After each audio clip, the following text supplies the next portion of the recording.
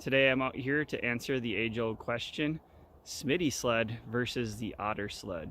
On the right is a typical ice fishing sled you can get at any big box store. This is the Otter Sport. I believe it's a large size, if I recall correctly. I've made a few modifications to turn it into a pulk sled. The reason I'm shooting today is to determine whether I want to take this Otter sled as my pulk sled into the wilderness for a few-day winter camping trip, or whether we should add the extra feature of turning it into a Smitty sled. You can see over here I've built a Smitty sled basically out of some cheap secondhand skis along with some 2x4s and 2x12s as supports.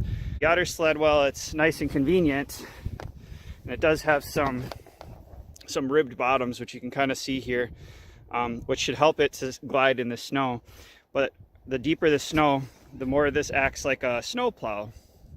Whereas over here we've got the Smitty sled. Here the idea is that the skis help it to sit on top of the snow and drastically reduces the drag that this gives. So we're going to put it to the test today and take some measurements in the snow and see how each performs. As the snow gets deeper, the advantage should shift towards the Smitty sled, but if there's no snow whatsoever and it's just ice, probably the Otter sled's the way to go. Lighter weight, and there should be no real difference. So here's kind of the start of winter here in southern Minnesota. We've got about 7 inches of snow. We're gonna drag each one through the fresh powder, and we'll measure what the force is to get them going and what force it is to keep them going. Okay, so I got my fish scale here, 50-pound capacity.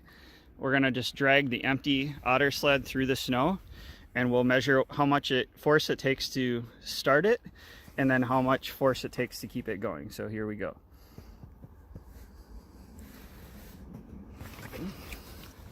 I'm just gonna turn it upside down and we'll read it upside down here.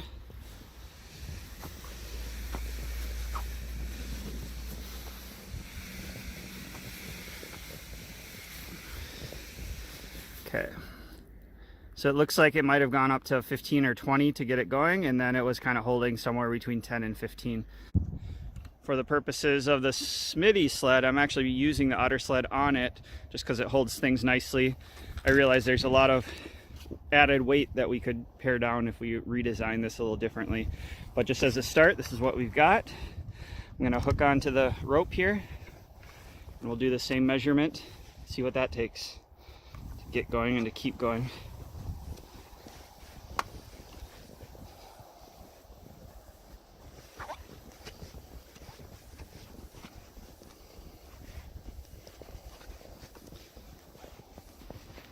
So this is empty.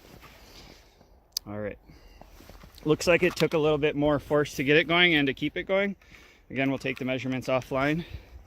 Now we'll try it, load it up both ways and see how that works. Okay, now we've got 45 pounds of cargo, and we'll see how much force this takes to get going, to keep going.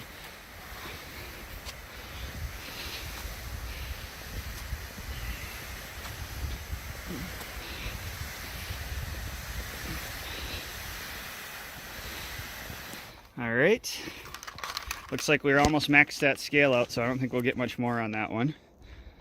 Let's switch over to the Smitty one again. Same thing again, a 45-pound cargo in the Smitty sled, measuring force it takes to get going and to keep going. So again, we were quite close to maxing it out when we started.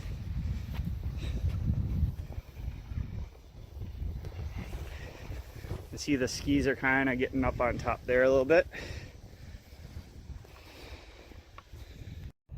Okay, now we've got 90 pounds in the sled, 90 pounds of cargo, and we've got the scale hooked up. Here we go. Come on, there it goes.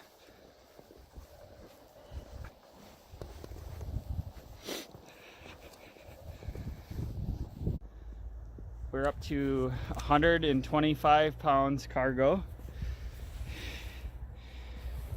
Here we go. Let's go.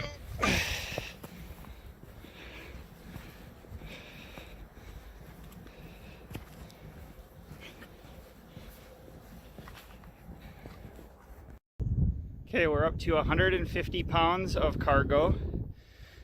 You can notice I'm putting most of the weight towards the back side, and that's so that the front doesn't dig in.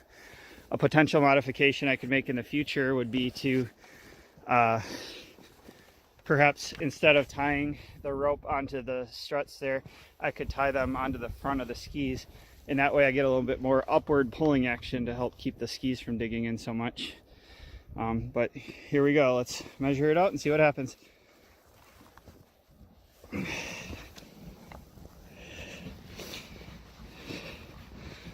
So we still haven't maxed it out, which is good. We're close.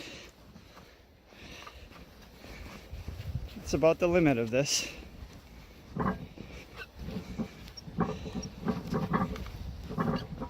There we go. Similar configuration, 150 pounds, sled only. I think I'm going to do some damage to this scale. Oh, and I broke. That's not good. I bent the hook right up down. All right, let me stop for a second. This sled only here is just so hard to pull that I broke my scale on the last measurement. You can see just how insanely difficult it is for me to pull it by itself, loaded up with that 150 pounds. I can barely get it to go, and it's just absolutely grueling to make inch by inch. There's no way I could drag that for any amount of distance whatsoever. I'll show you the comparison again with the Smitty sled one more time. And one more time, 150 pounds of cargo in the Smitty sled. Like I said, I'm trying to keep the angle of the rope kind of high, so I'm gonna ride it up here towards my middle. Normally I'd have it tied along my waist there, but I think I might rework it so that I'm tying the rope to the skis instead of the struts, and perhaps that'll help keep the skis out of the snow a little bit. Here you go, you can see. So after I get it going there, and it's definitely a workout, but I could do this if I had to. And so I think it's a much better solution with the Smitty sled, especially as weight goes up. Should really consider using skis instead of just dragging that tub along through the snow. Just a couple final thoughts. One is that I need to make sure to actually fasten the sled onto the struts. You could think of a way where you don't need the sled at all and you just use that to tie your gear across those crossbars, and I think that would work pretty well. Obviously I've been doing this test in powdered snow on a flat surface, and as the incline of the hill goes up, the difficulty for pulling any amount of weight uphill, I'm sure, gets extremely difficult. With that, like I said, I'd recommend the Smitty sled over just dragging a tub, unless you're talking about just plain old ice. But any amount of snow, you'll really want to put skis on your sled.